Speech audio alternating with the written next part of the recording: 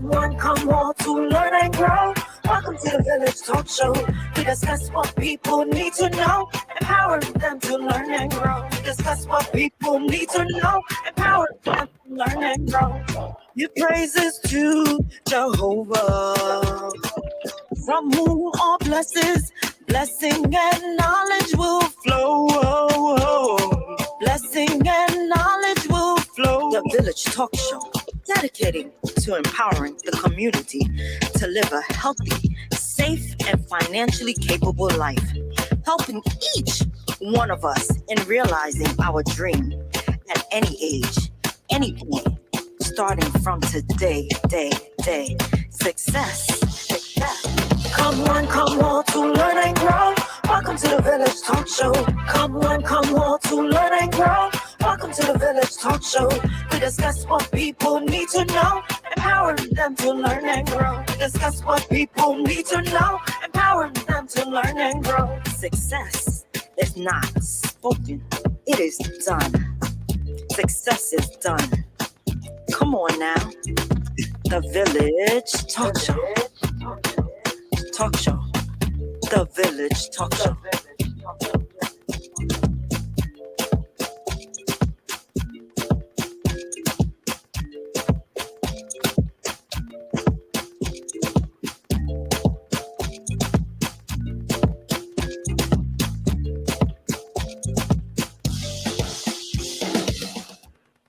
All right. Good evening, everyone. Good evening. Good evening.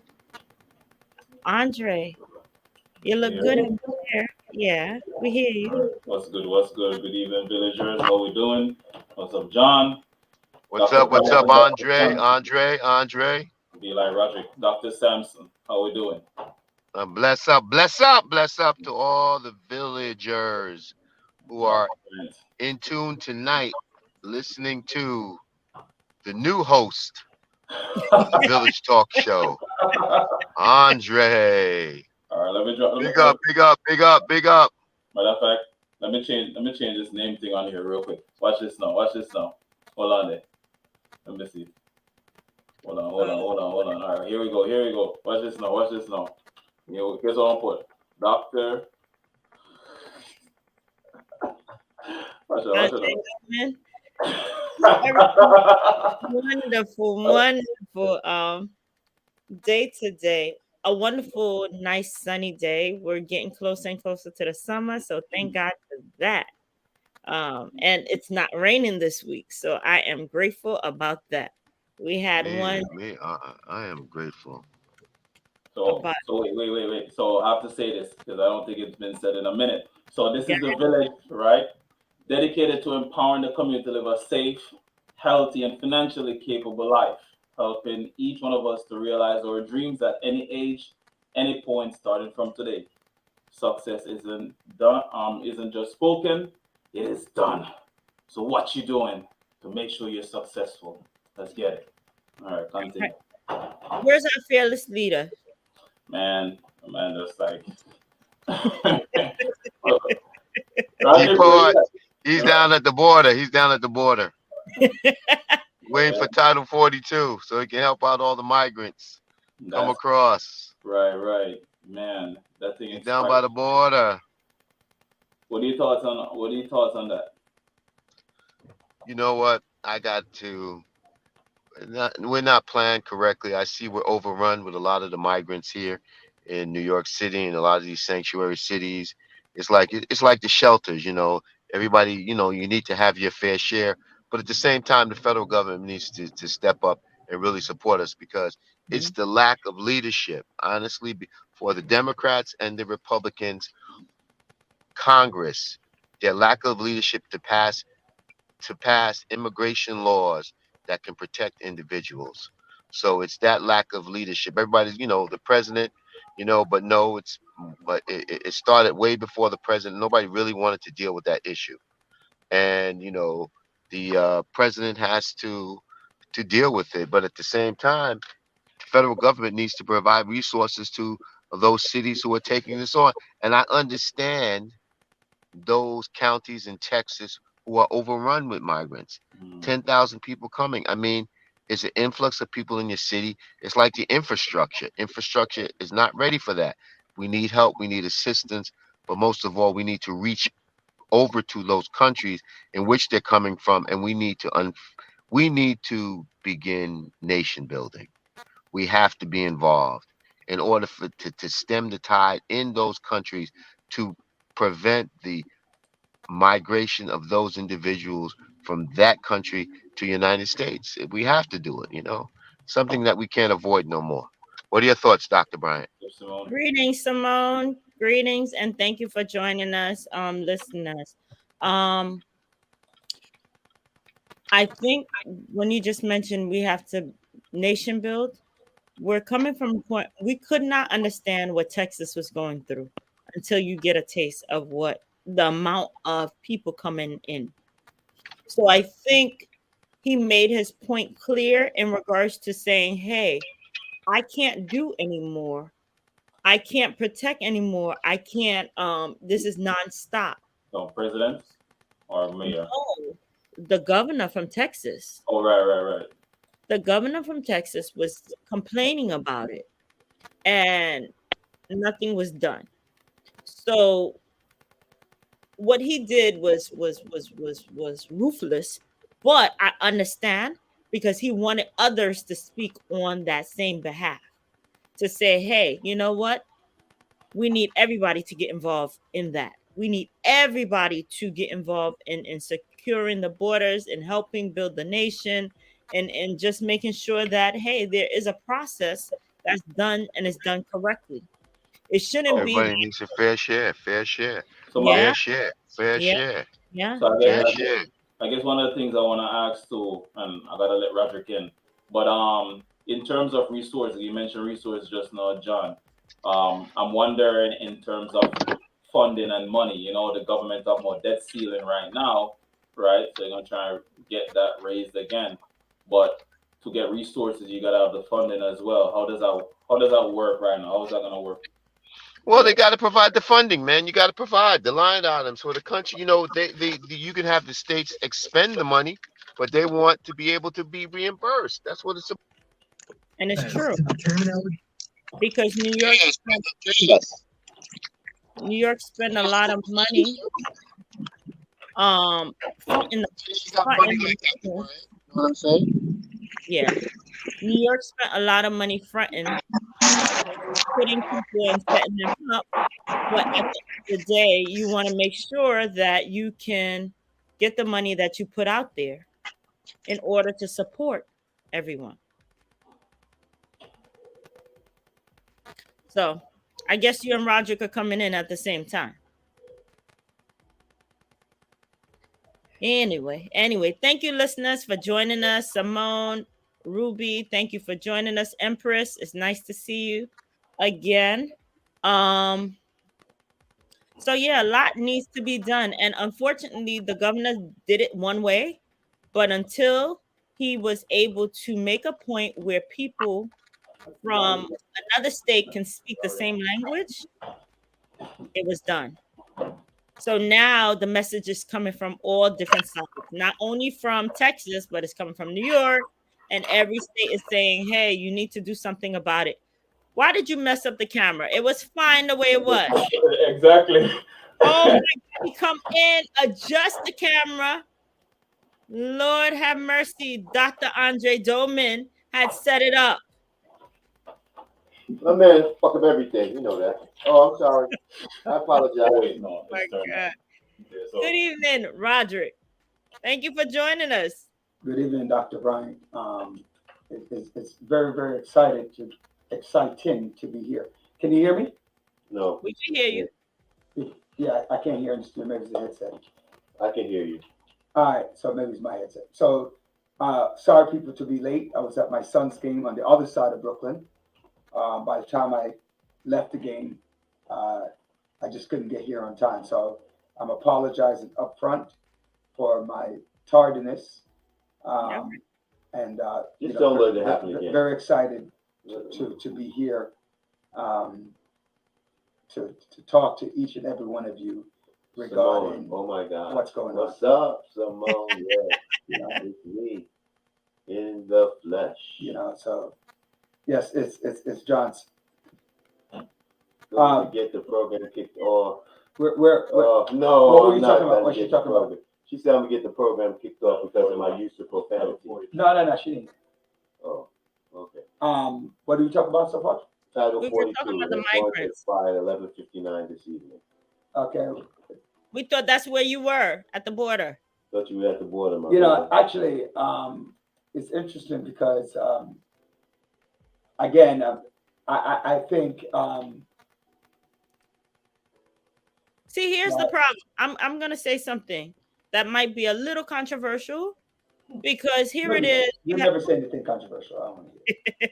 You have the people coming from Mexico that's at the border.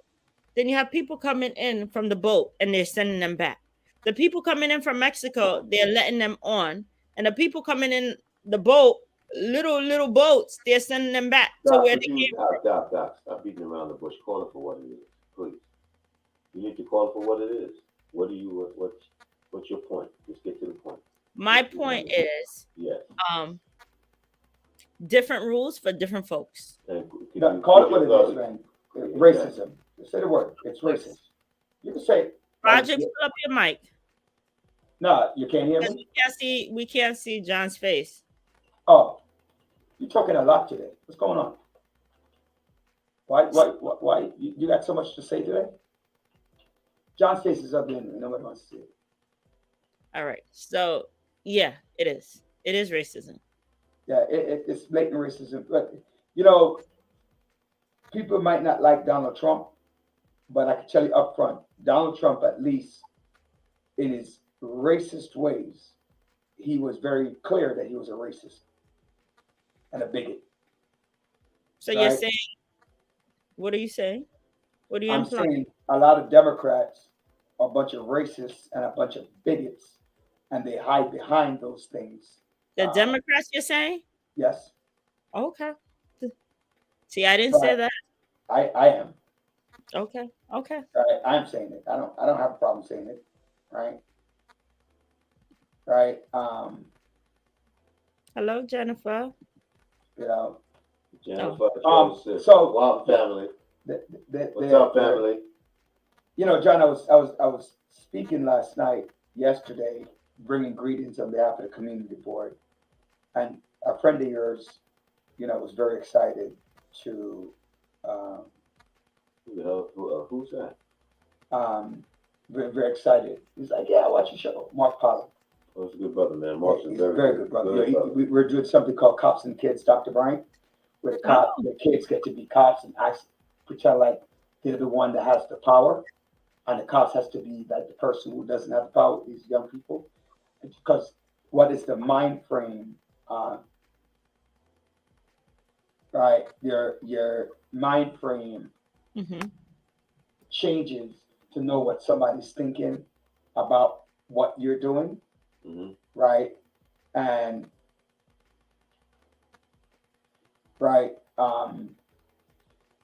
so it was a very interesting thing that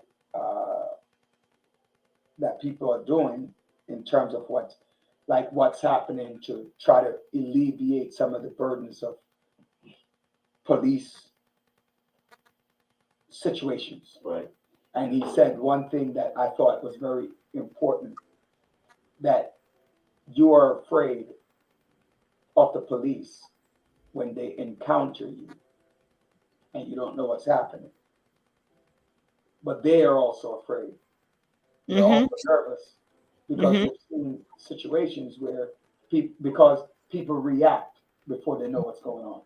So they see the police come and it causes some negative situation like it's going left. And so does the police. It's both ways, right? It's both ways. Read an article, I think today, about a 24-year-old cop in Chicago. She got off from work. She was riding home. 4 young men, 2 19-year-olds, an 18-year-old, and a 16-year-old, decided to, I guess, commit a robbery and shoot at her while she was in the vehicle. She returned fire. Make a long story short, she died. Oh. 24-year-old cop in Chicago. Oh yes, I saw that. This It was two young folks that actually end up killing her. it is just, and the it's just like Am I gonna assume the nation it's the just race like of those two young folks? it's just like today. I was in the process of taking my daughter to school, and two neighbors were arguing, I guess, over the egress for cars coming out of the driveway. Two grown men, and I mean loud. And I said, I told both of them, I said, this is not working. This is what are you fighting over?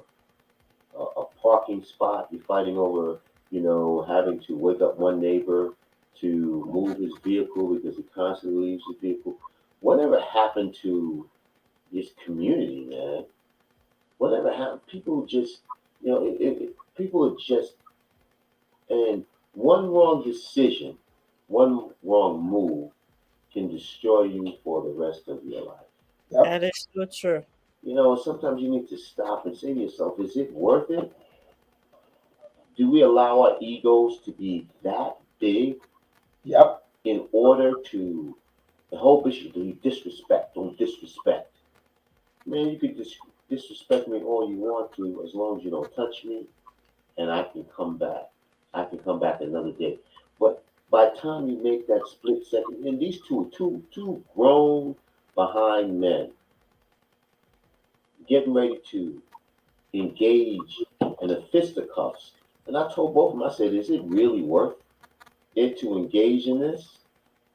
Right. John, the thing, I was at a domino match last week, right? What else is there? I played dominoes. It's the same thing. Oh, man. We're playing a domino match we play every Sunday. Our domino teams meet up and play. Two teams got into an argument, right, over a game. Oh, just the other night. Yeah, they got into an argument over a game. Mm-hmm. One man has a play. He told the next man, "It's your play." This is second hand. I wasn't standing there when it all happened, but second hand I'm telling the story. The man said, "I showed my hand." Mm-hmm. The other man said, "No, you did not." Mm-hmm. The arbiter said, "Play over the game," right? Because we can't make a decision. The game finished in a countdown because they're both elevated till one person start calling the next person out of their name. And you know what I mean by when I say out of their name? Yes, Jennifer, really, we do play dominoes. Yeah, right? Yes, I do play dominoes, Jennifer, professionally, right? Over amateur. You know what? We should really push for Jennifer to host a dominoes tournament in the back, and she has a very lovely house. Jennifer, you heard that. Food By good. Food Jennifer, good, Jennifer. Food good. Jennifer, we could talk off here because one of our elected officials asked me to do something like that. So Yeah. right, but it's the disrespect, the argument. I know somebody, right, who believes, like, I see people put cones in front of their house. Oh man. Yes, that get on my nerve. Nerve. Goodness, My that nerve. Yo, It how you put a nerve. cone Like, yo, like you they own the all parking spot in front of your house? No, you don't. No. It's a public street. You put a cone. I see that. No, and the worst is in my neck of the woods, you have a house on the block who owner bought the house, does not live there, lives in Florida, and rents the backyards out to have parties. One night they were thumping on a Saturday night Friday night till 4:30 in the morning. You have no courtesy, total disrespect, no courtesy whatsoever for your neighbor. Yep. And people are getting, it's like, you know what I I said, Jennifer, I keep doing what?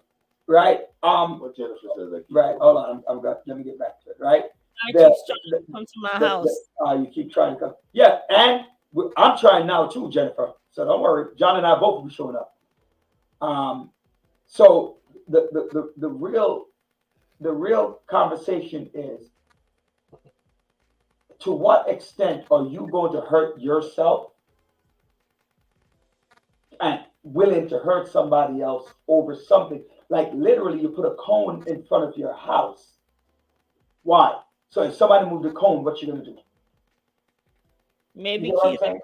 At that point, you're gonna have to. Like I have one neighbor who never parks in front of my other neighbor's house, but always parks in front of my house and beyond. But I've lived on my block I've owned a house for 15 years this year. I've never seen, because of this neighbor, because again, I guess he's like, I park there. I don't care. Right? When I come home, if there's no other parking, I'm pulling up. I've never moved the cone because I've never had to get to that. But that's crazy. You have to tell your neighbors what? Not to park in front of your house or move the cone. Which one? You got to tell your neighbors. I mean, but how mindless. How is this one? When you don't even own a car, right, and you complain. Yeah. When you don't own a car. Yeah, you're right, Jennifer. Respect is dead, man. Yeah, you don't own a car, but you fight. Anyway, we could talk about this all day. This month is, and you know what, Dr. Brian, it kind of touches on one of your favorite subjects, mental health. Right? Hold on. Let's get to the topic of, should that young man be arrested? Which for one? What happened on the train with the individual? With Jordan Neely? Jordan Neely. Yes, he should be arrested. He should be what? Arrested. Why is that? He choked the guy to death. It's manslaughter. But why is that, man? You know what, villagers, and this. Okay, why do you think he should go to jail? This is what I'm talking about, and this is what happens. The young, disabled young man up in Harlem, they pulled him off. A group of kids pulled him off the train, beat him up. No one intervened. Individual on the subway waiting for the train gets pushed on the tracks by a homeless individual. The airlines, when you're on the airlines, there's a commotion. Individuals engage, what happens? On the train, these are the things that you constantly hear every single day in the media. Oh, it took me out, man. That's you? I'm just trying to fix it. In the media. So an environment has been created that, do we wait for someone to do something, or do we try to use preventive measures to have some sense of safety at that point in time? But this has been a situation created by the constant media, the constant media onslaught of incidents such as this. So you have an individual who comes on a train who's acting erratic, and definitely mental health is a big issue. And what's the first thing you'll do when you see somebody get on the train start acting erratic? You can't wait till the next stop comes, and you just step out the next stop and you go to the other car. Yep. Or you leave. Yeah, you leave immediately. Or you leave. How many times have you seen, what was it? I think it was an individual beat up a person on the train in front of everybody and nobody intervened. Because they're scared. They're scared. So in this instance, do we wait? Does the young man wait until the individual on the train starts saying he's hungry, starts carrying on, or whatever it is? Do we wait till he pulls out a weapon? Do we wait till he pulls out a weapon? He pulls out a, best example is the man who got on the train in Sunset Park, threw the smoke bomb and started shooting. What do we do? There's an environment that has been created by the media because of the onslaught of the articles of crime on the subway, crime on the plane, crime here, people acting erratic. So people are scared and apprehensive when something like this happens. they get paralyzed. So they have somebody who jumps in. Of course, it was involuntary. You know what you want to do? Involuntary. I can agree. But the whole point is before you go ahead and do all this, you need to, and as the DA is doing, investigate all of them. Because you had two other men surrounding him. You know, Surrounding who? who's in that vicinity where the So, chokehold was being placed. What I'm saying is this. You know, yes, was it involuntary? One can argue that yes, it was involuntary manslaughter. However, if I was his lawyer, I would send my client into the grand jury because everybody in a grand jury, most of them ride the trains. And when they see something like that, what do you do? but tell us what they saw. That's what I'm asking you, Doc. What did they see? What did they see that you think that? Why would you think that he should plead? I was not there, but from what I heard, he was acting erratic. He was carrying on. What do you do? What do you do? Of course, he could have retreated and moved to another car, but you had a person, a good Samaritan, trying to engage. And I take, for example, what I did this morning with my neighbors. I didn't have to do anything. I could have let them cats just go at it, and who knows what would have happened. You know. So I'm just throwing that out. But here's the thing. Yes, he was a good Samaritan or whatever, but at what point do you say enough is enough? Because What do you use to determine as a trained military person, you know that there's certain forces that you put on people, and just like a martial art person or a boxer, there's certain techniques that you take. So we're punishing him for being a military person? Are we punishing him? Are we holding to a higher standard? No, Dr. Bryant? No, so but his stance will be considered. He knows certain techniques that can kill someone. He was trained for that. So that's too long. Yeah. How long is too long? So how long did he hold on till the man died? How long he held on to it? You have two other. No. Was there a pre-existing condition that he had that yes, wait. When you are putting, I just think if you're gonna try and subdue someone, the chokehold that they use, that shouldn't be that. You could have subdued by even you know what? We can all say that, but we are not in that situation. Over 15 minutes, Jennifer said he jumped in. Who said 15 minutes? No. It wasn't 15 minutes. Let me tell you, the man was squeezing him. And the thing is, there's a certain amount of squeeze that you put on an individual that you know that you are blocking their pipe, their windpipe. Come on. You have two other individuals standing next to you. He's not going to get up and do anything when you have him on chokehold. You have two other individuals. Okay, you want to sedate him, you want to hold him, fine. All my Eric Garner, they had him in a chokehold, and here it is. They said no. Come on, man. Do not intervene. Stay away. Get out. Do not intervene. Whatever happens, happens. No. If you intervene, you have to know your limits. When how you going to know your limits when you're engaging? When you're engaging in the situation, you don't know what's going on. You don't know what this man has. Stop moving. He was choking. He has two other people holding him down. You put in the headlock and you hold him down, and next thing you know, you snap and you get up. And it's similar to it is similar to the other cases. If you look at what other cases? Eric Garner, they had him in a chokehold. That was the police had him in an illegal chokehold. Well, guess what? Who came to the aid of a person who is acting erratic. What do you do, Dr. Bryant? So the next time a person acts erratic and he pulls out a switchblade and pulls out a gun, what are we going to do? Oh my God! Wait, Dr. Bryant, I'm going to jump on Dr. Sampson's case. Yes, please. Not jump on his case. I'm going to jump on your case. And say the following. I realize that a lot of times you think that it's just walk away, right? I think and that's the one thing, right? When can you walk away?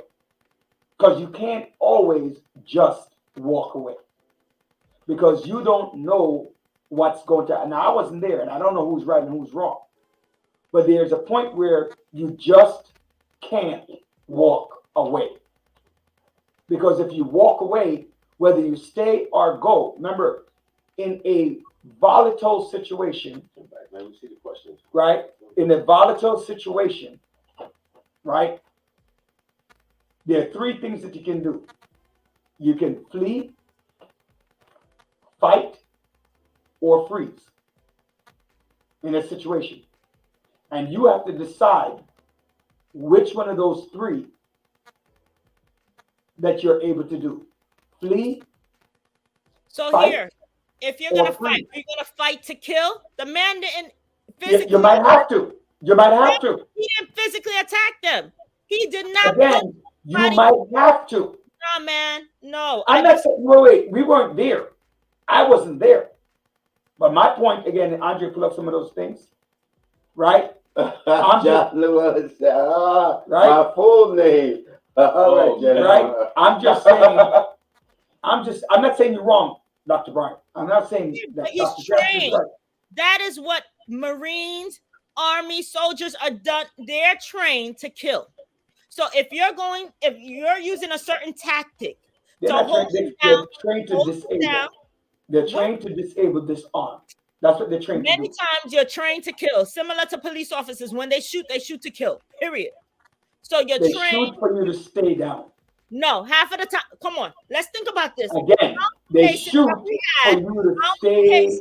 Listen again. People so have we want to be clear. They don't shoot to kill. They shoot for you to stay down. Do not shoot to kill. They shoot for you to stay down. Well, they never aim an area where you can stay That's right. down. They never shoot for the head. Area. So listen again. They don't shoot for the head. They shoot for the body. They shoot for you to stay down. I want to be. Let us be clear, right? I'm not saying you're wrong, but I want to make sure that we make the right statements. They shoot for you to. So if you stay down, that's why a police officer. Stay down means you're dead by the time. No. It can mean that you're dead. Wait, hold on. It can mean that you're dead. A police officer does not shoot for the head, right? They shoot for the body, and they cannot stand over you and shoot. Why they can't shoot for the leg? I mean, is it because of the? And that's it's hard to hit that target, like to say into the leg. It's hard. Of the cases but they shoot for the chest. Many of the cases that took place. Say it again. Many times it's not. Jennifer, you're done. What you done, Jennifer? It's not John Llewellyn Sampson. And by the way, a lot of people agree with you today, Dr. Bryant. Right? A lot of people. He said, "I'm hungry and I need a drink." I can understand if he's hungry and needing a drink. I can understand. Again, we weren't there. We were not there.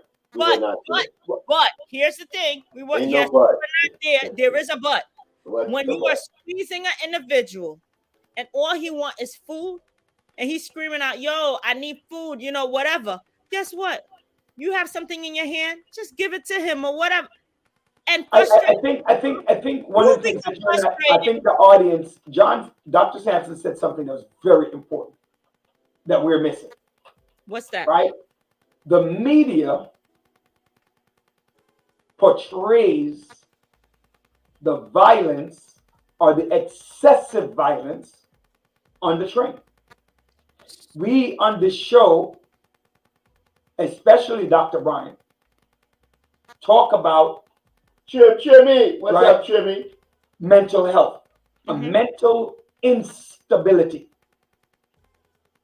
Most people, including you, Dr. Bryant, are afraid. I don't even think you ride the train. I don't. Exactly. And I know more people nowadays through the media will not ride the train because they are afraid. It's not being afraid. Right? Afraid of the violence. Right? Doctor, welcome to the Village Radio Talk Show. Hello?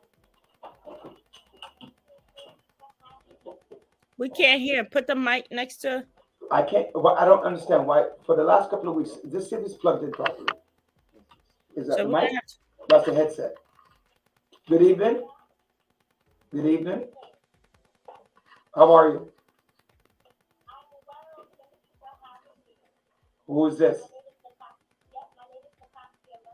All right, hold on, Natasha. Hold on. I don't know if you're on the air. She's not on the air. You're not on the air. Can we send you a link, Natasha, and you can just log in on that link? If you send me a text message at 646 504 5778. Send me a text message and then we'll send you a link. I need you to call in. She's going to call in about the adult social daycare. All right. So, the Mother's Day event. Okay. So you can call in a couple of minutes. All right. Give us 3 minutes and then we'll send you the link and then you're backstage. Make sure you're on, you know that you're on camera. All right. You will be. All right. You have a couple minutes. So going back, I get it. All right, One attention. He goes in to help. wait, Dr. Brian. So I will make a slight exception this time because normally people are on camera. You can turn your camera off because it's only going to be on for a couple of minutes anyway to talk about the program. But we'll send you the link just the same. We'll make an exception this time. All right. All right. Just all right. Try to have it. No, because she's not going to be on camera. Oh, come off the camera, go to the side, make a nice little background, and then you can stay to the left of the camera. So at least have a background, is what my producer is saying. So if you're in a place where you know what? Let me even go even further. No, wait, let me just finish up with her. Just go on, like, I create a little background. You don't have to be on camera, but Can Andre answer her? All right, Andre, can you deal with her on the side, please, so we can finish Thank up the talk? All right, Natasha, just send me that text, and our producer will talk to you backstage. Go ahead, Okay? John. All right, Let me go even further. Just last week in Texas, guy gets out of his vehicle, and what does he do with AK-47? What does the young man up in Buffalo do? Get out of his vehicle again. So this is the constant onslaught of mass shooting, the constant onslaught of crime that we hear about in the newspaper, on the TV. So people are on edge. Okay, that's fine. You know, and this has been an environment.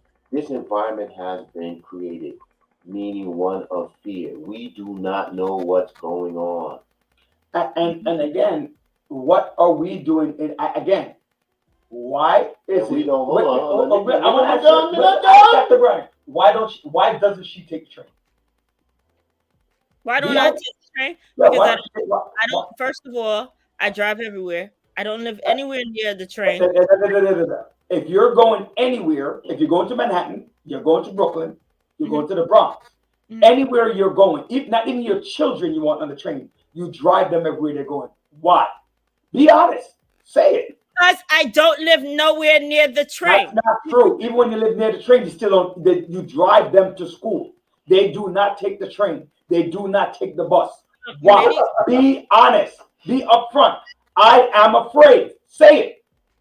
Say it. Don't sugarcoat it. That's what Dr. Sampson is trying to say. People No, you're putting words in my mouth. I'm not putting words. I'm asking you to speak up.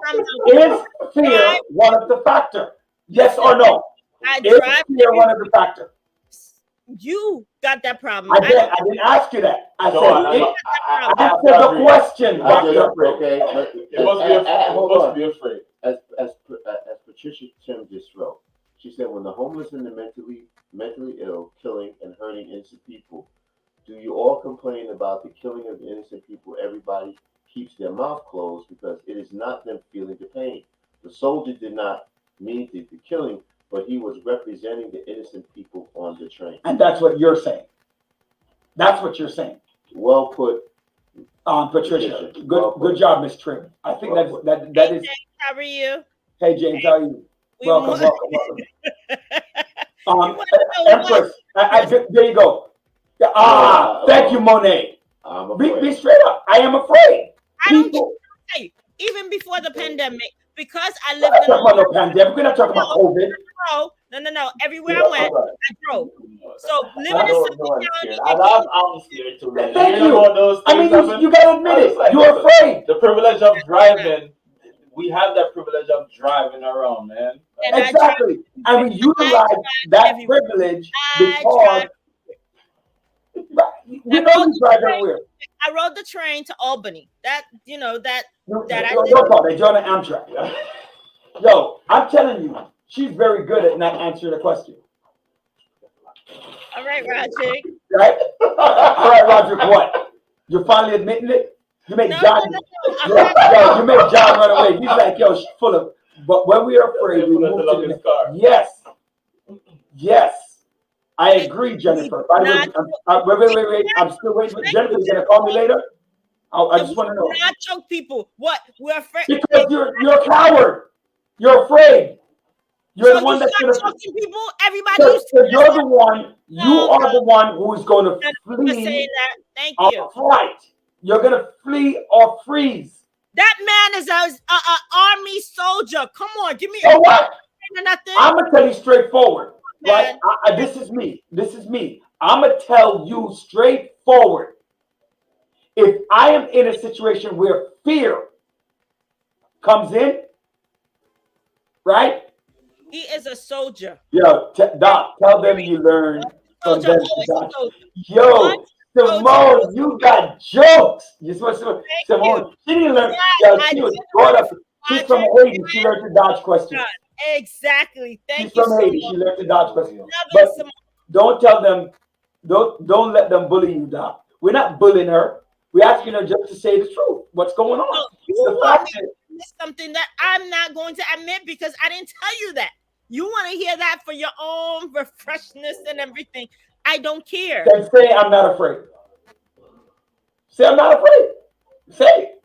Roger, we're talking about the dead man right now. No, The dead man. again, what the argument is, what caused the reaction? I No, believe. the argument is he should have known when enough is enough. You don't choke somebody. And first of all, lesson learned. We had so many other individuals, like John said, it was an illegal chokehold. That's illegal. You gonna go around and choke anybody who starts screaming and yelling, carrying on? Come on. Yes. Listen, let me tell you something. We talk about mental health. The beef. Hold let me on. Okay. We talk about mental health. We do. Right? But when I have to bury my brother, my sister, my mother, my daughter, my cousin, my best friend, I have to go to this funeral because of mental health. Let's get real. I don't care that you're mentally unstable. I don't know my situation. And so I am going to fight. There are only two things that I will do. I will flee or fight. I'm not going to freeze. Period. It's very simple. I am not going to freeze. You know how many times you go somewhere and people are screaming and carrying on? Are you just gonna start choking everybody who you see? No. I said when you're in. I'm gonna be honest with you. My beef is the people who are protesting. I need that same energy when a young black girl gets shot up in Queens sitting in a car. I need that energy the same way. When somebody is walking down the street and they get shot, that same energy and protesting needs to be the same. Yeah. So she'll call back in. That's my beef. Black Lives Matter thing. I understand if it was another black guy who actually choked him, I would have had the same response. You have no business choking and killing a man. If it was a white, black, whatever, purple person, I still have the same thing. But I think I'm stuck on. I need more information. Black man was in pain. I agree with you, Jennifer. We all in pain, but absolutely. we all in pain.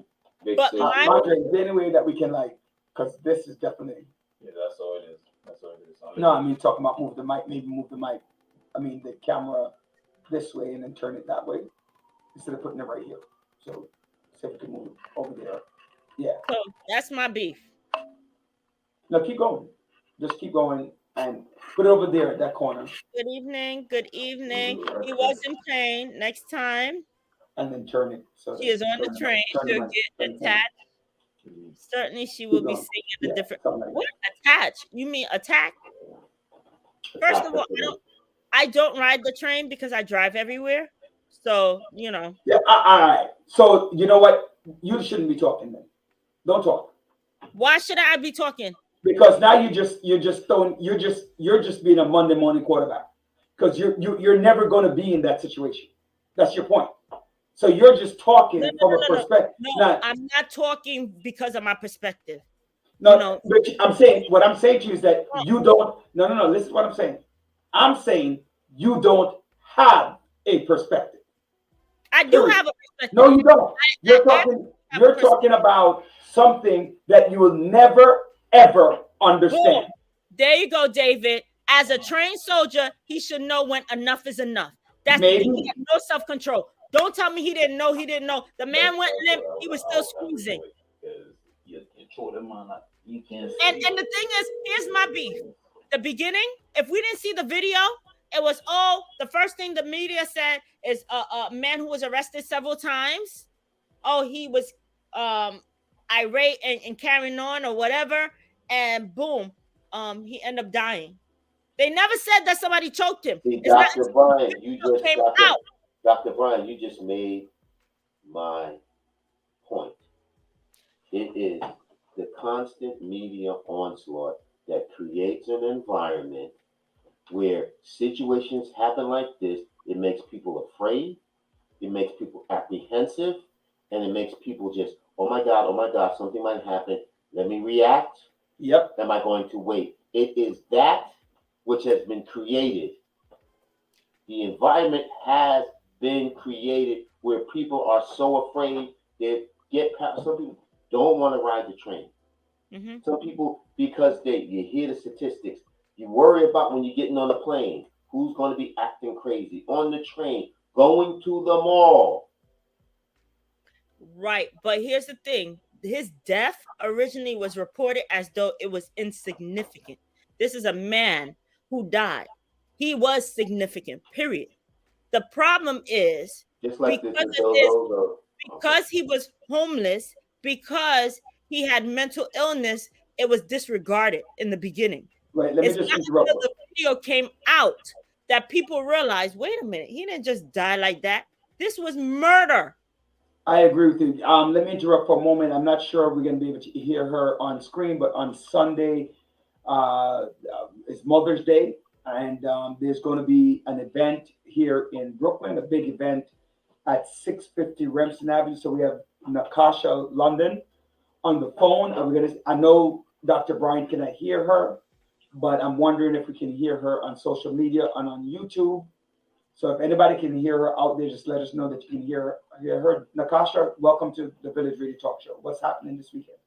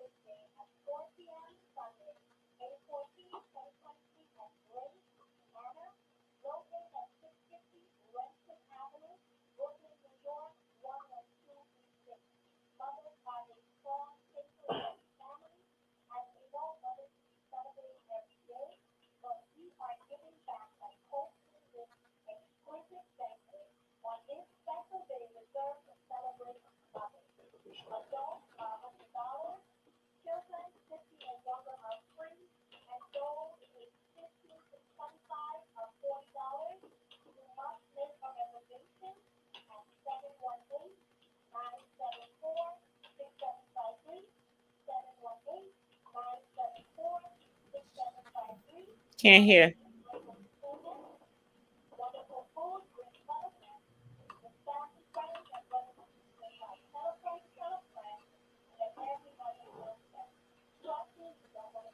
All right, so I understand, Nakasha, that no one says they can hear. I'm not sure what's going on with the phone line.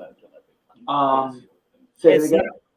You said she was for the text. You said she got call. Yeah, I did say for you to text so that we can do it because they didn't hear. But anyway, at the end of the day, let me tell you what Nakasha was calling about or is calling about, and she come back on about 8:30 using the link. right? So speak to Andre about using the link about 8:30 or so to talk about it. But on Sunday, May 14th, on Mother's Day, there will be a Mother's Day banquet, a Mother's Day gala at 650 Remsen Avenue, Grace Deliverance Tabernacle. In the banquet hall on Remsen Avenue, and so asking for your support. For adults, it's $100. From young adults 18 to 25, it's $40, and children under 15 is free to show up. Come out with your elegant gown and see that it's at 4 p.m. on Mother's Day Sunday. I believe they'll be serving some really, really, really, really, really good good food for you to come out and enjoy. So if you don't have something to do on Sunday, and even if you have something to do it, but you want to change your plans to come out, do come out and come on Sunday, 650 Remsen Avenue, Grace Manor. All mothers will be honored and recognized for coming out. Natasha, if you can, Andrew will speak to you off the air, and then we can work on the link because the phone is not working. Yeah. All right. No problem. God bless you. God bless you. Take care. And thank you for calling in on the Village Radio Talk Show. Thank you, David, for what you said. Because he was marginalized in our society, he was deemed insignificant, and so was his death. We just can't keep going around killing citizens that frighten us. 100%. Hold on. 100%. Was marginalized. Hold on. The same energy we having is the same energy we need to. Same energy that people having on the show tonight is the same energy we need to have when you got brothers and sisters in our community. Bring the mic down, Roger. Bring your mic down. Yeah, we're trying to see John's face. I don't know, for some reason today. Constantly killing one another. Exactly. We talk about our mentally ill. We're not providing the necessary resources for those who are mentally ill. And we need to be held accountable ourselves to understand that the plight that exists here is because of our inability for us to elect people who are going to handle issues such as this. This is what it's all about. And I'm going to agree with that, because I think our guest, our elected officials coming on tonight, 15 minutes, running 15 minutes. Right, will be addressing the mental issue. I think Patricia brings up a good point, right? And I think that's part of what the problem is when we look at mental health. Patricia says mentally ill people will kill you and be set free. Why should a trained soldier be charged for accidentally hurting a violent man when he is defending himself from the enemy? Again, I wasn't there. I don't know if he was defending himself, but the reality is, what? Are you playing music? No.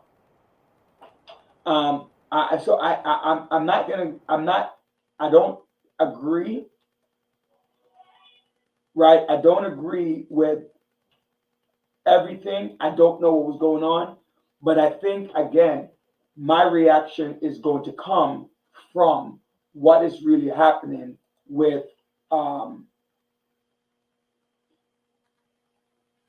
right, what what I will do. I do know that the media, and ourselves included, it will react to something that is happening, because I know a mentally ill person, a man is arrested 26 times and let out of jail and commits a crime. If you are arrested 26 times and you don't have no real time, and let me go even further. How many times I guess I'm guilty of this, and sometimes I guess we're guilty. Every time we see a person on the street asking for a little help, that's every time asking for a little help. Sometimes we help, sometimes we don't help. I'm actually afraid to speak to. I would say outright, I'm actually afraid to address a mentally unstable, a homeless person, because of what I see in the media. I can tell you that up front. So my guard is up, right? My guard is up. I don't know that this is true, James. What do you think, John? So Patricia wrote, asked Jennifer, were you a soldier? If you were never military personnel, then don't speak about a soldier responsible to protect and defend, right? I think protect and defend comes to the country, not the individual. James wrote, that's not true. Mentally ill, talking about them going to jail. Mentally ill people get convicted too. Yes, but not, they don't, nobody's saying they don't they do get convicted, but the problem is they don't, once they get convicted, they don't really provide the necessary services that they need to deal with their mental illness, man. Right. Mental illness is real. It is real. It is evident. You know, what are we doing to tackle it? You know, it's no more. We can't hide behind it no more. And there's no look for it. There's It no could be, look. you know, a regular individual that's a doctor, that's a medical doctor, that it could be, you know, a child. For example, You look at our co-host. Logic is crazy, but he's able to take his meds and able to deal with it. Thank you, John. Yeah. I make sure I take my meds right before I get to the show, because I got to put up with you and Dr. Brian. I'm going to say, James, Let's move on. I don't. Yeah, we do need to move on, but I want to just address this. I don't want to bring the racial component into it, because it's a white man versus a black man, right? I do think that as a black man, I'm going to react, right? Is the white man going to not face justice because he's white? I don't know, but I don't know that this is a racial thing yet. It could be, but I don't see it as it. I think it's more media portrayal of negativity. You know, it is media portrayal, but you know, it's a shame in our society that, you know, we always say we've come so far, but yet we haven't. no, we haven't. Because people still get judged by the color of their skin. People And their class. And their class. Most their class, definitely. And it's just alarming. No matter how much how educated you can be. You know, a friend of mine told me she was in court with her attorney. And her attorney was a black young man. And she was a what I could say, a Caribbean woman, very fair skin and light. And the judge turned to her and said, "Excuse me," to her, "Where is your client? Is this your client?" And she had looked and said, "Your Honor, that's my lawyer." It's just so, those subtle things just shows you our lack of expectation. Yeah, exactly. How far we haven't come. You know, in the mindset of people. So, villagers, what do y'all think about the infamous George Santos? Oh my God! Come on, Dr. Brian. That what do you think about George Santos? Yesterday, was it yesterday? It was yesterday. He was indicted on 13 counts. 13 counts. It's about time. It's about time. I'm sick of him. It is about time. That man is a pathological liar. He's living in La La Land. It's come on. And the thing is, I blame the Republican to continue. The only reason why he's still there is because he helped. No, he won his race fair and square. No. The Democrats did not do their freaking homework. Yes, I blame them too. You know what? And he has to be removed by his people. And they won't, because it helped the Speaker of the House maintain his power. He voted for him in all the sessions that they had. He voted for him in order to become. So that's the reason why he's hesitating to remove him. Because he has that little. You can't remove someone just because they were indicted. He's not been convicted. But he lied. Well, I would not have given him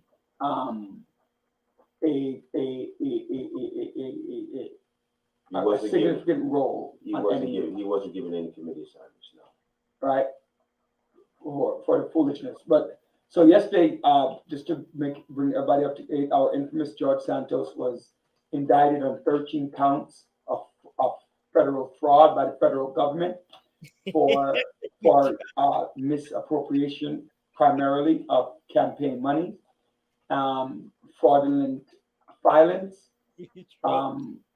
federal filings, and I don't know what all 13 counts were, but they were all primarily around the campaign and what he did to get. Not only the campaign, he was receiving unemployment check during COVID when he was still working full time. So all the people who decide, hey, I'm gonna work and I'm gonna collect unemployment, they investigated that and not pay their rent when they owe their money to the landlord.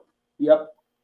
Well, that's and another topic. here's the thing: he took So, campaign finance money the seven also counts. pay his rent, his car payment to his account. How dumb can you be? You're taking money that you said you're gonna actually put towards an election and use it for your personal use to go and pay your car payment, your rent, and all that. He's a clown. So he had to pay 500. What is it like when you pay $500,000? You have to put up 50, right? 10%? No. He paid $500,000. It was a bond of $500,000, but he released him on his own recognizance. He has a bond of $500,000. So what? Okay, explain that to my audience. But audience? His bond is $5,000. $500,000, and pretty much they allow him to walk out of the courtroom as long as he has some form of collateral or whatever it is. So what would he put up as collateral? He would put up, any assets that you have. Any assets that you have. You don't have to put up 10% anything. You don't have to do that. No, you have to bond, and you put up whatever assets you own. So and they took away his passport. If he has assets, because he lies about everything. It's a lie.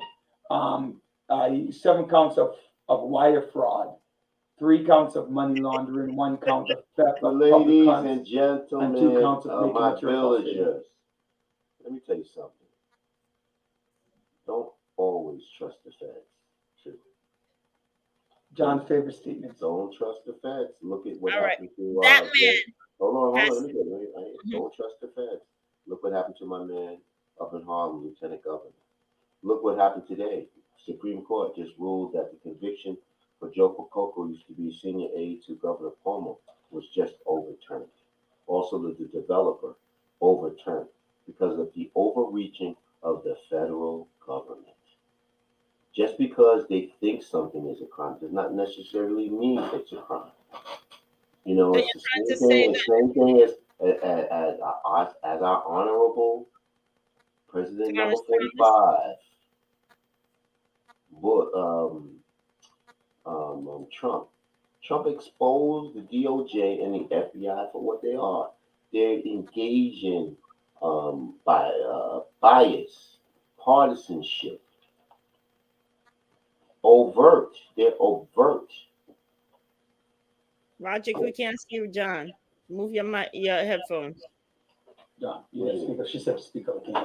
No, we can't see him. Your headphones is in the way. Oh, you can't see him. So you know what, George Santos, we'll wait until all the facts come out. Well, that man has mental illness. He does have mental illness. He truly does. That is a clear sign that something is wrong. When you can lie about everything. So therefore, he needs treatment then. He does. Okay then. He shouldn't be in any elected. No, why should he be? Why should he not be in an elected position? Because he lies and he has a mental illness, as you say. He needs to be treated for his mental illness, right? We don't need to take just because he's mentally ill, we should shun him away. Shouldn't we embrace him and provide him support to help him? But when his party don't even want him, and he's stealing. But now you feel how mentally ill people feel. Nobody wants them, and then let them become homeless. Shouldn't we assist him, Doc? No, I'm not saying all that. On your mouth, are dealing with people's lives. You're responsible for many decision-making situations. You're responsible for money and making deals and doing all types of things. He should not be in that position because he is a pathological liar. In addition to that, he has It's a mental illness he has, Dr. Bryant. So we need to support him. We shouldn't shun him, and he shouldn't go to jail because we he's a support him, but pathological liar. nowhere near any position to affect other people's lives in a way that would destroy further on. He is baby Trump. He is absolutely. No, you talking about baby Trump? You know who's worse than baby? Who is worse than baby Trump? At least I know who baby Trump is. In Florida, Ron DeSantis. I agree with him. I agree with him. I agree with him. He is more dangerous than Donald Trump and Santos put together. But I agree with him because of what's going on in the Caribbean. No. I agree with him. What's going on in the Caribbean you agree with DeSantis? What? Well, let's tell people what John is talking about. So Ron DeSantis just signed a bill banning Chinese from buying. But he signed a bill. Wait, hold on. Again, it's reaching, right? I love the media, right? The media, that's what I'm talking about when I say the media allowing, it's not banning Chinese from buying land in Florida. It's banning Chinese from buying large amount of land in Florida. But the media left out the word large. It's not, no. They can buy land. They can buy land. They can buy property. But they cannot buy major land like you'd use for development. Why not? Why can't they develop it? Right. Hey, listen. Look what's going on in Jamaica. Jamaica has sold its soul to the Chinese. I don't know. So what's wrong with that? Everything's wrong with that. So I don't know. So basically, he signed a bill on Monday that banned Chinese from buying land in the state. In the recent news, so the Republicans signed up the bill to two others, which meant everything counteract the malign influence of Chinese communism in the state of Florida. So he's anti-communist, which is bad. One bill restricts from buying land unless they're also American citizens and are permanent residents. So it's not just the Chinese, it's the outside Chinese coming in and buying land for development. Chinese were not with I have a problem. Bills also restrict foreign citizens from other countries from buying land under certain circumstances. It starts with Chinese, then it goes to black, then it goes to gays. It's going to countries. Wait, hold on. It's in countries that the political views are not consistent with democracy. So you talk about Russia, Iran, Cuba, Syria, North Korea, Venezuela. So you're talking about all of these countries that are either of communist influence or dictatorship, right? Now within 10 miles of, and they cannot allow to buy stuff within 10 miles of military base. Some of these things that critics, listen, the North Korea, not for nothing, John, and communist China, they're launching missiles, right? They're launching missiles, right, across the world. Right. And I don't know. I think, again, it goes back to fear. Right. One of the things is fear factor. Right. You might not have proof of anything, right, but you are afraid of everything. Right. That's a problem. True. So he's saying that the Chinese people have shown propensity. My Asian brothers and sisters, that's what you're talking about. Right. To be very negative in terms of what they're doing, both economically and militarily. Is he right? Maybe. No. He's wrong. He's wrong. He's discrimination 101. Again, he is out of control. He's going to start with one. He's going to start with another. Pitting our Asian brothers and sisters against us. So are you saying it's World War II again? He would love to see it. Yeah, that man is out of control. Because the thing is, you'll start with that one, and then he'll come up with another bill for Well, some. he spoke about, let's be clear, the bill includes, he didn't just start with one, Chinese. So it's, let me bring it to It's you, discrimination. Exactly, Kareem, you're right. right? It is discrimination. It's like the larger population, the most influential population of all those people is the Chinese. You don't hear the anything about Russia or Iran in the media. You hear about the Chinese, but there are other nations that are included. And again, I keep touching on this, and we're part of the media as well. The media is pushing the agenda that they want to push. Of course. And the agenda they want to push is the Chinese component. Should he say that no one is, only specific people are allowed to buy these land? Hey, Auntie Marina, how you doing? That's Welcome, why Kareem. they have laws. There's laws, real estate laws, that you cannot discriminate against individual based on race, their sexuality, or anything. So now he's going against certain laws that's in place to prevent that. And as a governor, he should be ashamed of himself. You are really, I did not realize you were so far left. You're really left. Anyway, I thought you were moderate like me. I know you're not far right like John, but I thought you were at least moderate like me. You're like far left. You're like liberal. You're too liberal. Well, guess what? I was very independent for a very long time. You're not independent. You're liberal. You are far left. And you rather sell the soul of your country far left for people to do whatever they want. Let me tell you, the I reason look at Jamaica. I look at the Chinese population in Jamaica. With Jamaica, what? Haiti has the same thing. And that's one of the things that that's why we have a about that he's running from.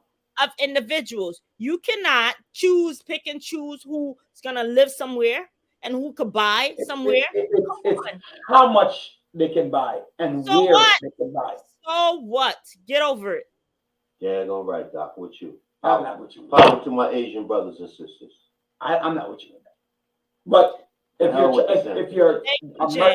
you're born American, although the born American can be influenced by exterior American as well. So if I'm born 9/11, I don't remember the number anymore. I think 32 or 33 people are involved. All of them were American, were legal people in the United States. Yes, Andre, you ready? So thank you, everyone, and thank you for watching The Village. Known to you that we are brought to you by the Single Parent University. The Single Parent University is all about you as a single parent to help you with personal development, mindful parenting, support seminars for anything you need, financial management, nutrition and wellness. If you are attending, you will get free transportation, free childcare, social support hub, resume and cover letter writing, career exploration, legal assistance. Call 646-779-6767 or text SBU to 71441. And again, Single Parent University. I think we have to start learning to protect our country. Grace Family Services, we also brought you by Grace Family Services Adult Daycare. They did an open house last week, Saturday, April 30th. Major success. Looking for more people to come out. Looking for assistance with Medicaid. If you have Medicaid, if you're looking for an assistant to come out, the program is free. You just have to have the qualified insurance to do that. It will be at 1330 Utica Avenue, Brooklyn, New York. There will be an open house next week, Saturday. That's May 20th, May 20, at 1330 Utica Avenue, starting at 10 a.m. 1330, bring your adult out so they could have a very good time. Number 646-504-5778 or 347-770-8446, 347-770-8447, 646-504-5778, or send an email to gracefamilyadult@gmail.com or check out the website at www.gracefamilyasd. That's Grace Family Adult Social Daycare, ASD, care.com, where you can get breakfast, lunch, a supper, depending on the time of the day. We'll be having barbecue, field trips, dancing, live DJs, birthday and anniversary celebration, and a whole lot of activities for you to enjoy yourself. Again, food is brought to you by Kiva Management, and you get some very good Caribbean food. All right, guess it's here. All right. So thank you. And our guest is here. I see she's sitting in her car because she was at a big event and she was enjoying it. Let me see what you wore to the event. Lower the camera a little bit. See what you were in the woman. What did you wear to the Give event? me a break. I thought it was like the whole Ghanaian African garb that she was Where's the wearing. microphone? How you doing? Where's the microphone? I'm doing well. And green for Mental Health Awareness Month. That's the color. Awesome. Welcome Thank Assembly you. Member Monique Chandler Waterman to Yeah. the Village Radio Talk Show, where you're no stranger. Normally you're in the studio, so I know Yeah. know our public advocate is having something today, so I figured that's where you are and hanging out. For how is that going that way? Well, we definitely, Jordan Neely, there was a candlelight visual for him in honor of his death. So we did speak out. So it was a very heavy day. I started off, well, that's where I was at before Jamani Williams, and then another meeting. So it's a lot going on as we celebrate Mental Health Awareness Month. Of course, we wear green, but we have to really talk about the serious issues when it comes to the lack of funding and resources and policy when it comes to mental health. We can't wait till someone is dead. This shouldn't have happened to Jordan Neely.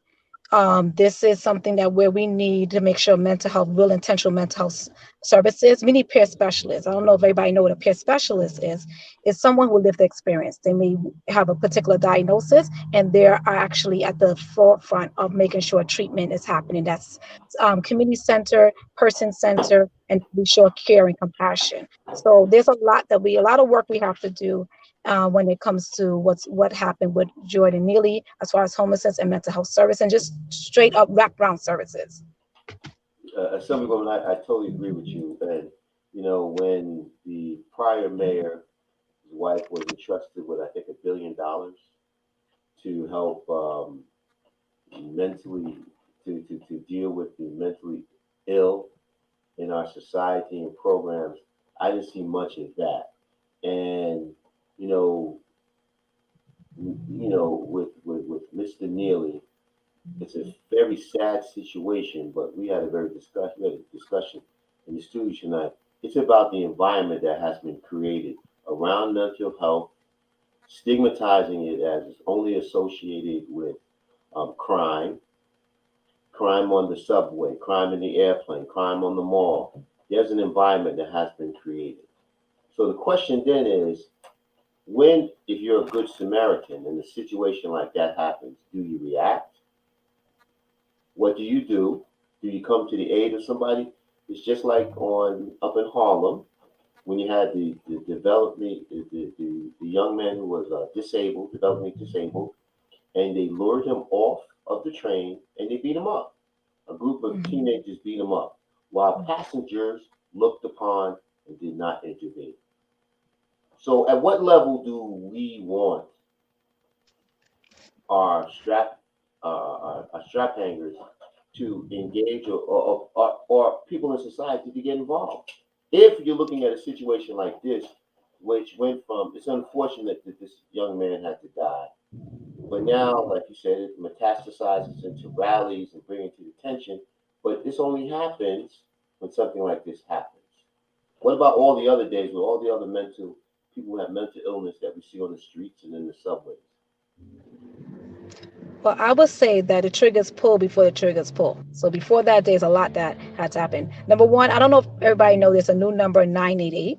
If someone's having a mental health crisis, they could call for a non-police response, not 911. 988 is a new number where it's a crisis hotline, and you could speak to a mental health professional that could offer services. There needs to be a lot of destigmatizing and decriminalizing when it comes to mental health service. In our Black and Brown community, we're not talking about it a lot. There needs to be more education around it.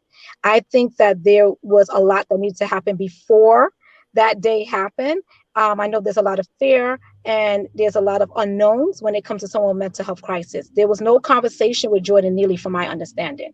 He was saying he was thirsty, he was hungry, He didn't attack anybody. He didn't assault anybody. But I don't even think there was a dialogue with him. I traditionally, not to say this is the best thing, I normally leave the go to another cart, right? And that's like just a quick response to it. But overall, it's really multi-layered. This is a multifaceted issue that happens way before Jordan gets on that train and is in crisis that needs to be dealt with.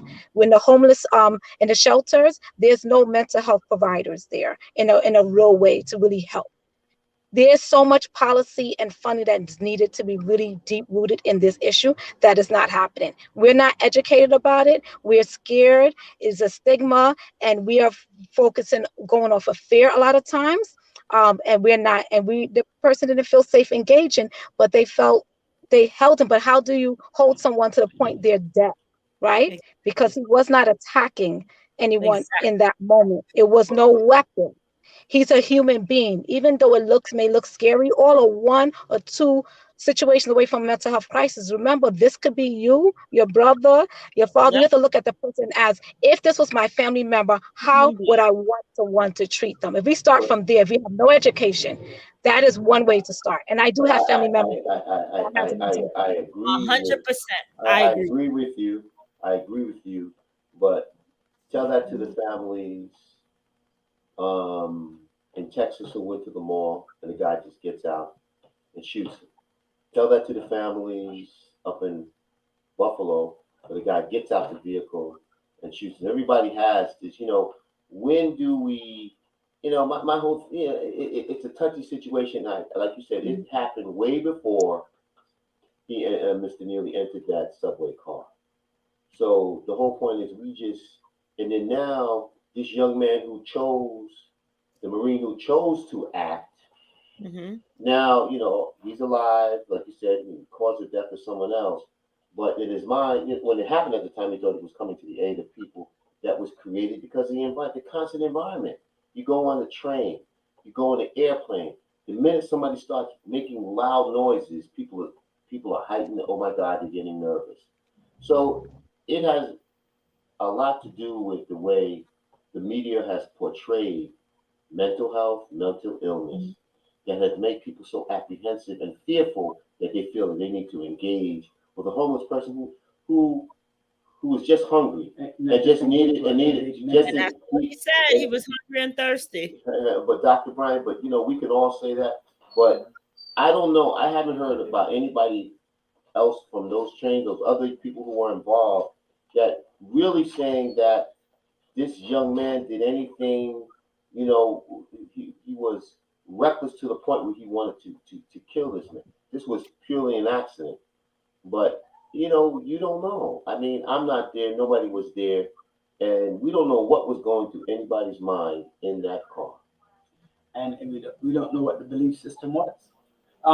Patricia wrote Teddy wrote. Mr. Bailey. Right?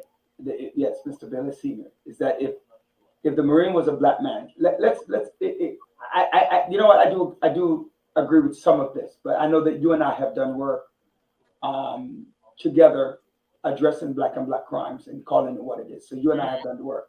So let's look at it from a different angle, which says, are people in uproar because of the white on black crime? Or is it because of the injustice of a mentally health person? Or because they released the individual, because originally that comes with it though. That comes with the release. I'm just saying, are the Black Lives Matter? Are these people in uproar because it's kind of like a police brutality case? The police kills a black white man. Because it's a real point, because I don't see a lot of uproar when blacks are killing blacks, regardless of what it is. Every day. That is true. But I know you and I have work. I would defend you that you and I have worked together. You're muted. You're muted. Oh, I'm muted? Yes. No, fine. She was muted. Okay. So what I would say, it's a human being. A life taken is traumatic in every situation. I think that's point blank, period. As y'all know, for 20 years, I fought against reducing gun violence, but it comes with resources and wraparound services and affordable housing. I know y'all think it's not a rhetoric. It's not just something to say, but literally people out here do not have the correct resource or the proper resources. So it starts way before we get to the train station. But I think regardless of life taken, and I think there was other ways, if they felt he needed to be restrained, it didn't have to end in his death.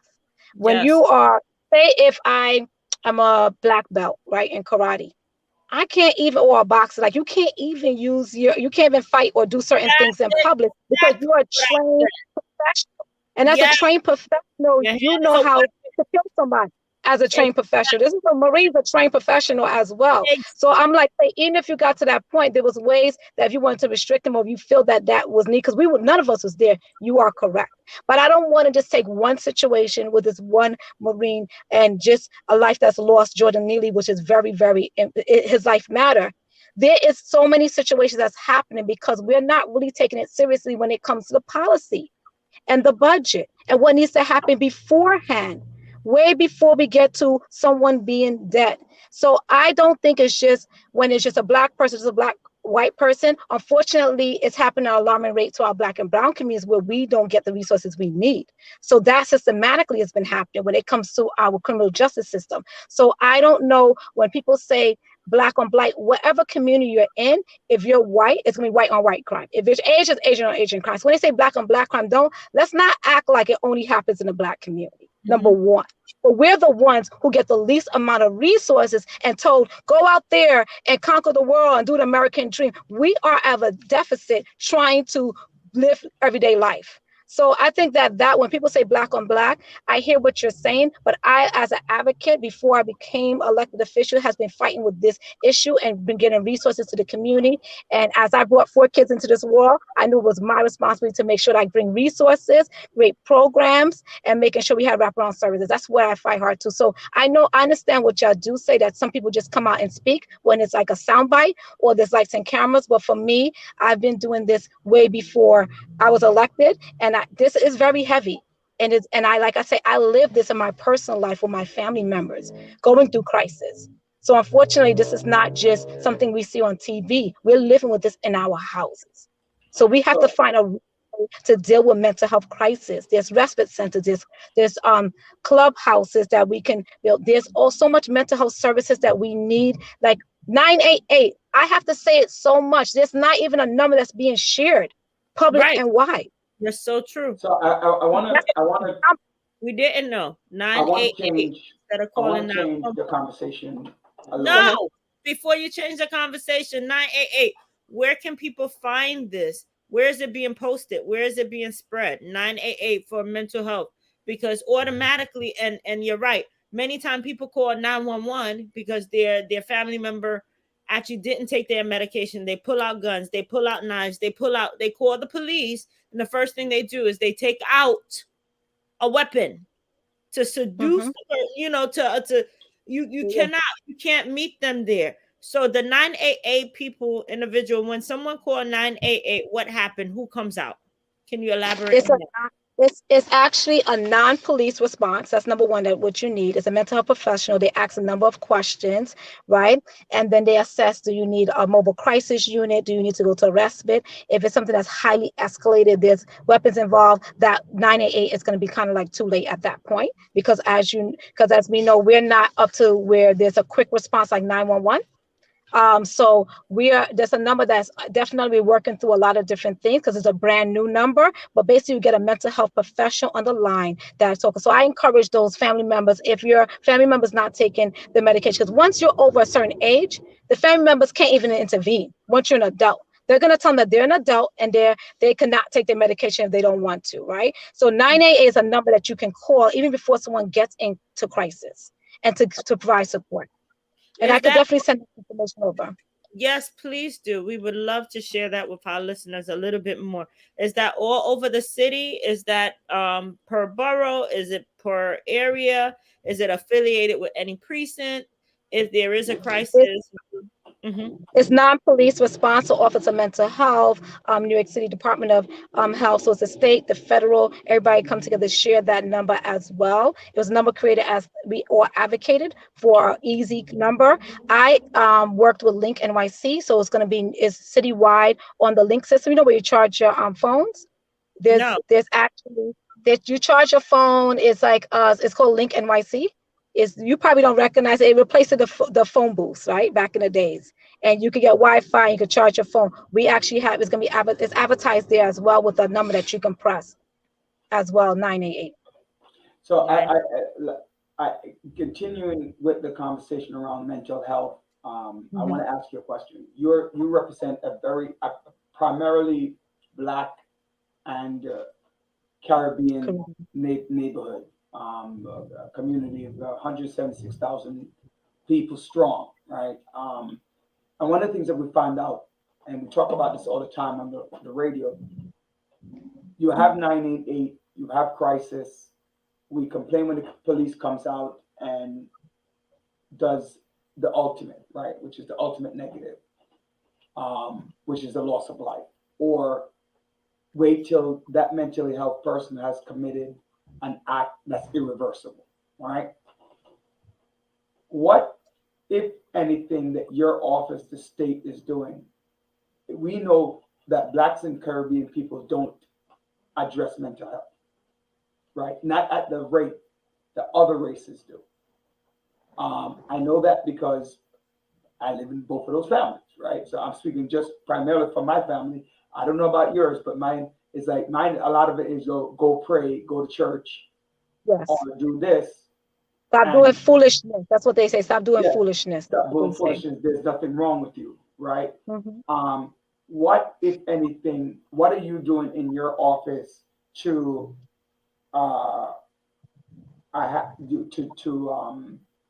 address this situation, address the ignorance of our Caribbean community? And so what I would say is, since I took office, as an advocate, you're on the ground. When you're elected, it looks different. It's policy, it's legislation, it's getting resources down. So we started task force. So I have a mental health task force.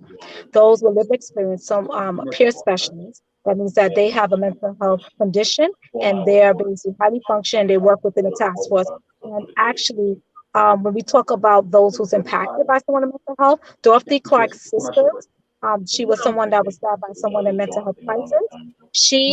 Their family's on the task force as well. We have Dwayne June's family, Shahid Vassell as well. So we have a number of people and perspectives on the task force, so we could talk through these issues. So we have people on both sides of the fence. Someone who's living a mental health crisis, a mental health condition, and someone who was impacted or killed, family members that was killed by someone with a mental health that was a mental health crisis as well. So we could hear those perspectives. So our office we meet monthly. We talk about policy. We talk about what we need in the budget, and that they lead the priorities to our office. So we have those collective voices. We have anti-violence groups that also have a mobile trauma unit. We have Drum BTTM, and they go around Brooklyn as well when someone, especially if they're shot due to they have gun violence impacted, and then they come out and they speak to those family members and the community as they're going through their trauma. So we do a lot of prevention and then intervention. Unfortunately, a lot of times we have to respond to those like actively in the crisis. But this is what the work look like: is education, education, education. And I'm so glad you brought that up. Education, education, education. You also are big into financial literacy. So can you elaborate about some of the things that your office is doing in regards to that? Next time, you know what? Next time Stillwater have something, we definitely want you to come and share some information about financial literacy. That's an area that parents, guardians, children need to hear and to invest more time into. Yes, definitely.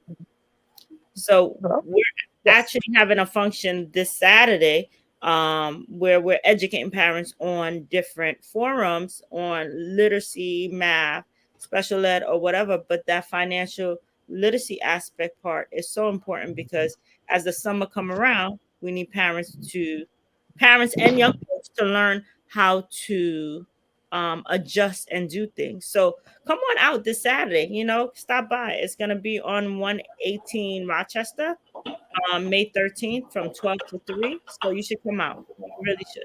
So much. I want to mention I'm doing a mental health event, and also Andre, can you bring that down, please? Andre?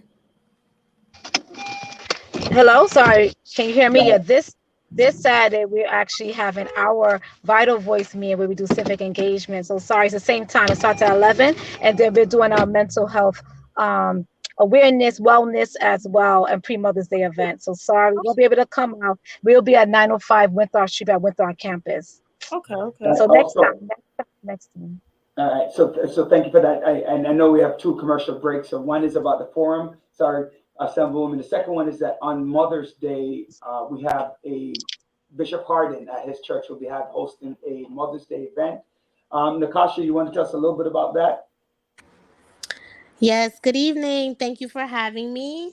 It's a pleasure to be here. On behalf of Grace Deliverance Tabernacle Church of God, under the leadership of Bishop Dr. Mervyn Harding and First Lady Reverend Chera Harding, we are hosting an elegant banquet to honor mothers and those that embrace the role of motherhood on Mother's Day at 4 p.m. Sunday, May 14, 2023, at Grace Manor, located at 650 Remsen Avenue, Brooklyn, New York, 11236.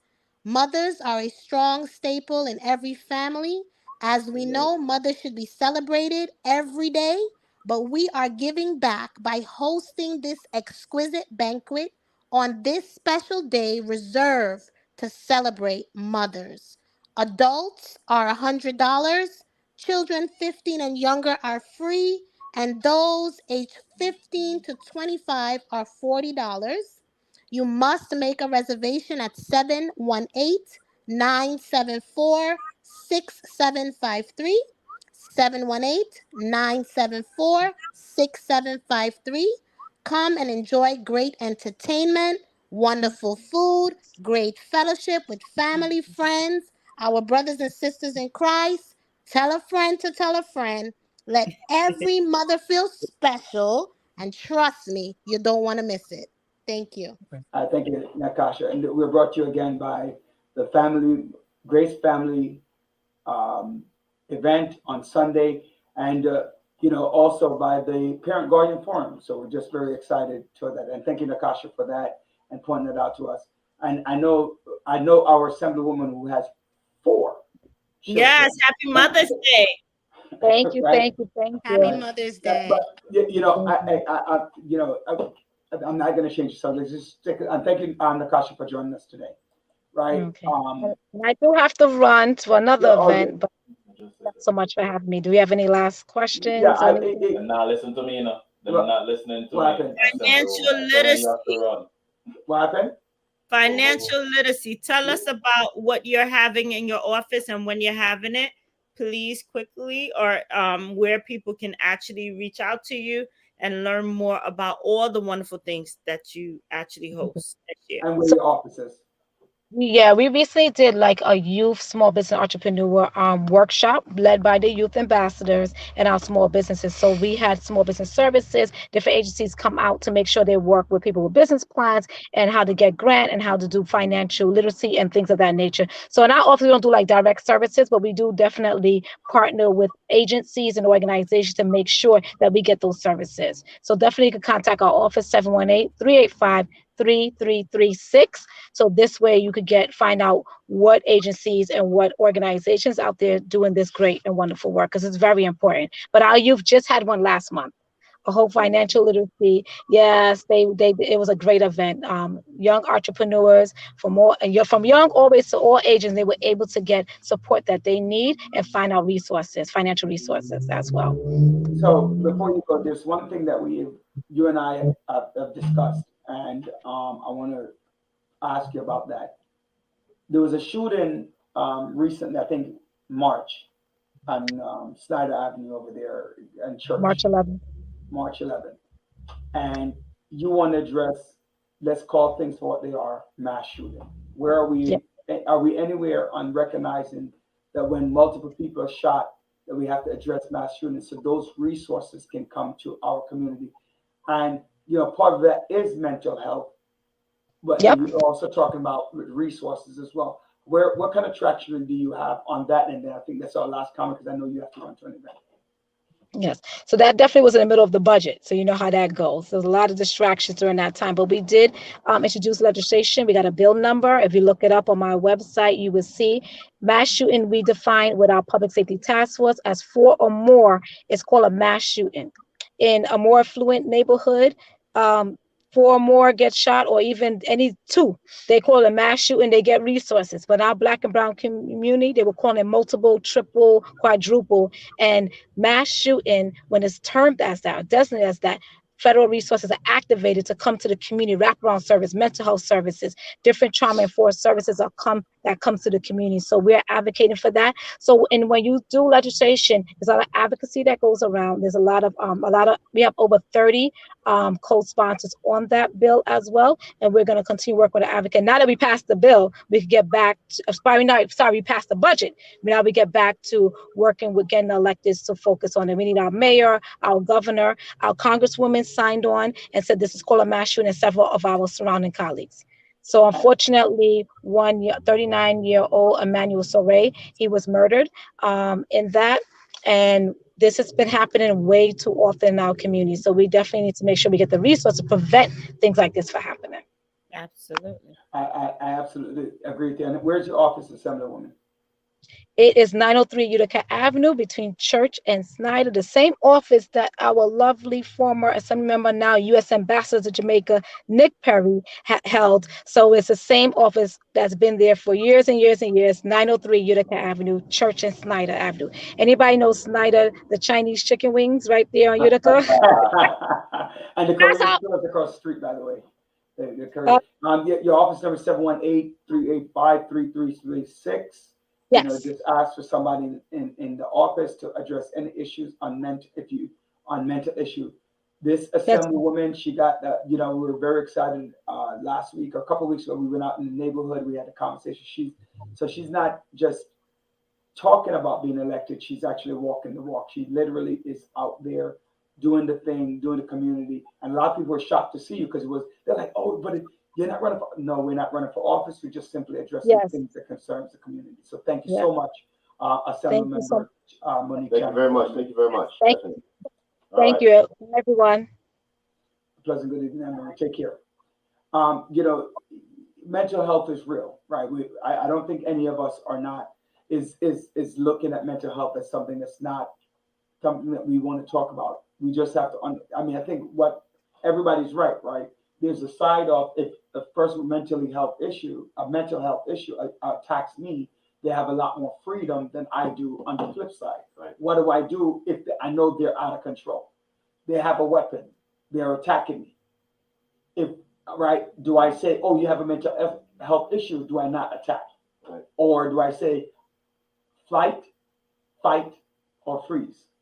Right? What am I saying in any of those situations? So, they're real, right? They're real. It's not a mass murder. I gotta hide. I gotta do something. What can I do to help us?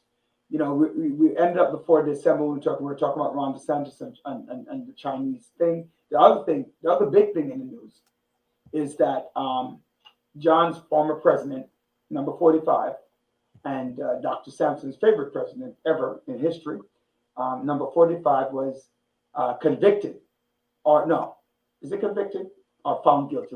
This is exactly what we talk about. The fake information that you. Is it what is? Wait. I didn't ask you all of that. I want to know what the right term is. The people he was found liable. There you go. Thank you. I'm not misread. I asked you. Convicted. You say convicted. I say convicted, something else, and they say what is the right word? Yeah, you're right. And I'll be a Democrat, right? I'm gonna follow my own third bit. My party would be called moderate Democrat. But anyway, he was found guilty of. There you go again. He was found liable. Found guilty. You see this? Village? This is exactly what I talk about. The misinformation that is given out. These Democrats, right? So he was found liable. Let me correct myself, of inappropriate conduct and fine, not fine, but it has to pay $5 million to E. Jean Carroll, a 79-year-old former magazine writer. So he awarded $5 million in damages. Dozen women have accused more than a dozen women. That's a lot of sexual misconduct over over the years. But this is the only allegation to be affirmed by a jury. In the civil case, the first group of 6 men and 3 women found that Miss Carol, 79, a former magazine, had sufficiently proved that Mr. Trump sexually abused her nearly 30 years ago in a dressing room of the Berghoff. You know what's funny? Before you say anything, John? So I was watching one of the deposition, right? And they picked out a picture of the woman, and he thought it was his wife.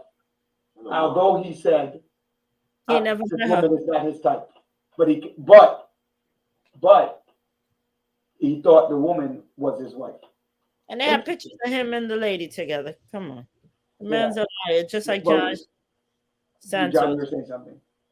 You know, once again, we talk about, we are so consumed with 45 that we are not paying attention to issues that really impact us on a day-to-day basis. But that does Such impact as, us. such as the mental health issue, such as congestion pricing. which Yes! we've been through. My God. So we up here talking about And the migrants. and the migrants. We up here talking about Trump and this woman, and I agree. He is liable for it. But then that's it. To me, let's move on. There's something else more significant than the escapades of former President Donald Trump. But he is the front runner for. He might become. Talk to me again about the next president. He might become number 47. Talk to me, right? About. I'm like James. What's his name? James Cleveland. Was it Cleveland? Grover Cleveland. Talk to me about it after the Republican primary. Now, I think it's important. Well, we kind of don't want to run DeSantis either. So Nikki Haley might be a great candidate right now. But you're right. You're right. I think it's an important conversation, but I think sometimes we mask these conversations and then we forget that the border issue in Texas about the new changes. That's a big issue. That's right. The fact that we're gonna have somebody on immigration next week, I think, on what to be done on immigration and continue the conversation around mental health. Now we saw it from the legal perspective. Now we want to talk about. Well, we've got 2 minutes left. I want to just take this time to wish all the mothers, Dr. Bryant. I want to wish your Dr. wife. Bryant is not a I mother. want to wish your families and those mothers. I want to wish you all a happy Mother's Day and continue God's blessing. Thank you very much, Trimmy Trim. All right. I also want to take the opportunity to recognize. Also, I want to congratulate my nephew who graduated from college. Congrats. Congratulate my daughter who's going to be graduating from law school in 2 weeks. All right. So I would like to first of all say happy belated birthday to my sister-in-law, Nikki. So I know she had a great time, and Andre's mom. Just want to say that. So happy birthday to her. And like John said, listen, first of all, let me say happy Mother's Day to both most important women in my life, my wife and my mother. That's up. Make sure I tell them both happy Mother's Day. And then we move down the list of all the family members. Dr. Brian, happy Mother's Day to you. And all of our listeners out there, Sophia, happy Mother's Day. Sophia, Dr. Brian, your mother. And make sure you say happy birthday to your mama for me, Dr. Brian. All right. So just making sure that all the mothers out there, the mother of John's children, happy Mother's Day. And everyone else, just make sure that all of you know that mothers, you are truly appreciated. I don't believe, that, people need to lessen the effect of a mother. A mother plays a very vital role in a family, and we need to appreciate you for who you are, for bringing us up. Right, as difficult And as come I on am. out Saturday. Come Right. on out. We want to celebrate the moms that's there as well on Saturday. Come on out. Support Dr. Brian And what's the location again, Dr. Brian, for the Parent Guardian Forum? 118 Rochester Avenue, Berryman Life and Community Center. Will be there from 12:30 to 12 to 3. 12 to 3. Awesome. Bring moms, come on out. We have a special treat for you when you come out, and bring your children with you. We celebrate all families. And Sunday, you come out to 650 Remsen Avenue and celebrate mothers. Because, you know, sometimes you go out, they give you these special menus. Now you get an opportunity to go out. It's going to cost you the same thing to go out. And but don't even talk to me about it. You go out Mother's Day, you can't get a seat. But Father's Day, you get a lot of seats. Yeah, that's another show. Right. All right, Villagers, thank you for joining us. On the Village, thanks for watching, viewing, sharing, participating in the Village Radio Talk Show. Right here on 92.1 FM, on Facebook at Roderick F. Daly, John L. Sampson, Dr. Joanne Bryan, Andre Dolman, Sophia Willisey, and on YouTube at the Village Radio Talk Show. Please do press subscribe and like us on YouTube. We appreciate all of you. God bless each and every one of you. Please enjoy your Mother's Day weekend. All those pain, suffering, no one knows the pressure you bear, just only you. It's my words and my tongue. Mama, I will never let you down. I'll never go away. I'll always be around. You know why you do it, such love that you found. I'm always gonna let you wear that crown. Through for some nights, you maintain your calm towards your only end, while sheltering me from the storm. And when it's cold, you rock me the towel so. And